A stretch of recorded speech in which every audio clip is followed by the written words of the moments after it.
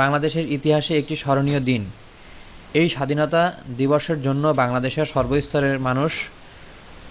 সর্বস্তরে প্রায় ৩০ লাখ মানুষকে প্রাণ দিতে হয়েছিল।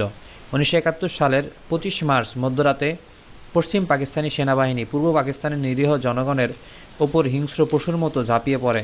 তারা বঙ্গবন্ধু শেখ মুজিবুর রহমানকে গ্রেপ্তার করে পশ্চিম পাকিস্তানে নিয়ে যায়। গ্রেপ্তারের আগে তিনি ২৬শে মার্চ বাংলাদেশের স্বাধীনতা ঘোষণা করেন। অন্যদিকে পাকিস্তানি সেনাবাহিনী পূর্ব পাকিস্তানের জনগণের ওপর নির্বিচারে গুলি চালাতে থাকে। তারা হত্যা, লুটপাট, ধর্ষণ ও অগ্নিসংযোগ সহ বিভিন্ন ধরনের বর্বরতাও চালিয়েছিল। পূর্ব পাকিস্তানের নির্ভীক বাঙালিরা পশ্চিম পাকিস্তানি শাসনকে প্রতিহত করেছিল এবং সবাই পূর্ব পাকিস্তান থেকে পাকিস্তানি বাহিনীকে উৎখাত করতে এবং শত্রুদের হাত থেকে দেশকে মুক্ত করতে